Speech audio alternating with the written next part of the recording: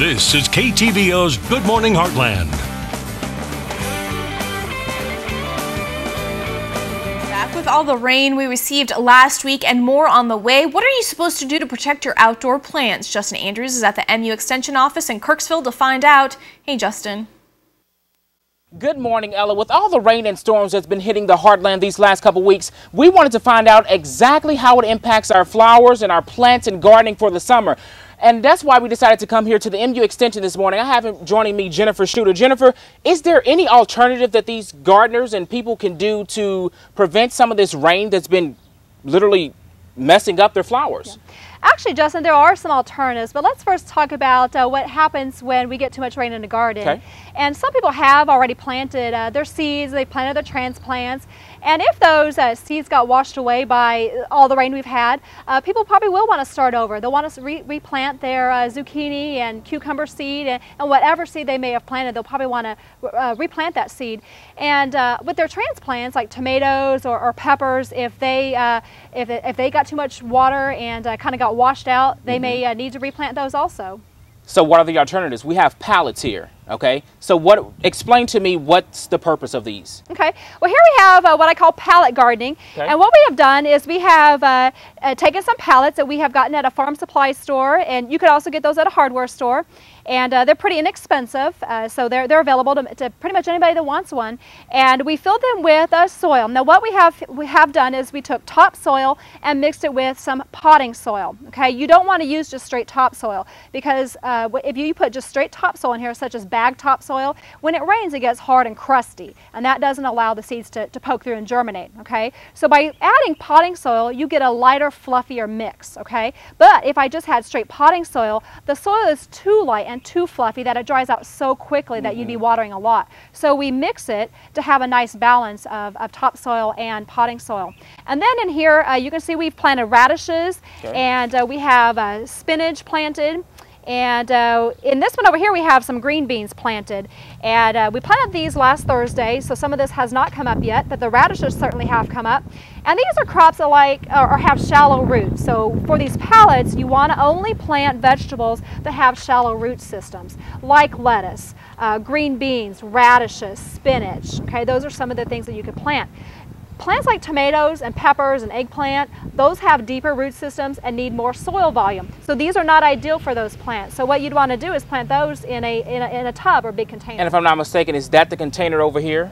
This is an example of a container. Okay, let's go over here. Okay. So you said this has more depth, so you can plant those larger rooted. That's correct. Vegetation in there. This is a much deeper container, and this is ideal for planting peppers or your eggplant, even zucchini. You could put a zucchini plant in here. It is wide enough to do that. We have actually in this one we do have one zucchini plant we have out here at the front, and then we have a cucumber plant, and our plan is to put a trellis in here. Now cucumbers are vining crops that needs to go somewhere, so we're going to put a trellis in here and let the cucumber grow up the trellis. Okay. One more question for you. Is this soil the same mixture as this soil? You said it was topsoil and also the other type of soil. Do you have a mixture in this one as well? We do, right. We do the same soil mix in the pellets and in the containers. Gotcha. Ella, as you heard her say, there's really nothing that can be done with all these waters that's been, ruining the plants, but she does have a few alternatives here just in case your plants may not last. Ella, I'll throw it right back to you. Let's head on back out to Justin, who's learning what to do to protect your plants from all the rain. Good morning, Justin. Good morning, Ella. This time we're inside the garden at the MU Extension this morning, and we already talked about the alternatives. There are really no alternatives to the significant water and significant rain we've been getting. But Jennifer, let's talk about, have you all been able to, how has the flooding or has the rainfall impacted your garden here? Well, the rain has definitely impacted the garden in the fact that we cannot get in here to even till. And the garden program, Garden Grow, which we have done here for 14 years now, we started and we have not been able to plant vegetables because we have had a lot of rain and the water settles in spots of this garden. And so we need about 4 to 5 days of sunshine and warm weather to dry this garden out before we can even plant. But we do have another alternative in which we've been planting. All righty, Chuck. Pan over to that other alternative. It looks like it's is this called a raised bed? This is a raised bed. Okay, let's walk over here. Raised beds are perfect for rainy weather. Actually, if you want to get a head start on gardening and plant during wet weather, a raised bed is just perfect for that. It gives you great drainage. Water never settles in this raised bed, and it does dry out quickly.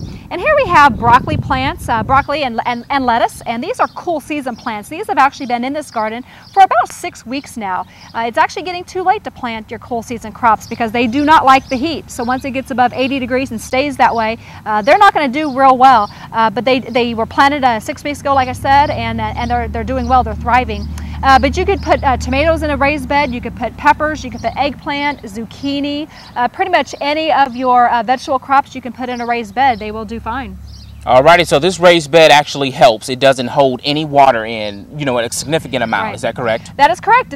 We can have 8 inches of rain in this raised bed, and it just drains away and it dries out quickly. Rain is never an issue when you have a raised bed. I have raised beds at my house, and I have the same type of vegetables, and they never hold water. They do great. So we really encourage gardeners that have low areas in their garden or just want to get a head start on the season and not have to worry about rain to put in raised beds. One more question for you, Jennifer. How easy is it to build a raised bed for someone, that has a garden in their backyard? Actually, raised beds are not all that hard to build, and you can actually use different materials to use a raised bed. This one has been made out of railroad ties, and you want to use railroad ties that have not been treated with creosote. So if you can find some old weathered railroad ties, that's good. You could also use cinder blocks. There's raised beds that are made from cinder blocks, or landscape timbers. The raised beds I have at my house have been made out of landscape timbers, and you shape them in the shape you want them. Typically they're rectangular or they're in the shape of a square.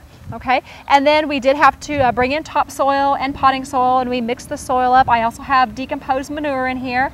We have some decomposed sheep manure that a local farmer gave me, and we mixed that all together, and the plants seem to do very well. I even have some herbs in here that have been in here for several years, perennial herbs that are doing great.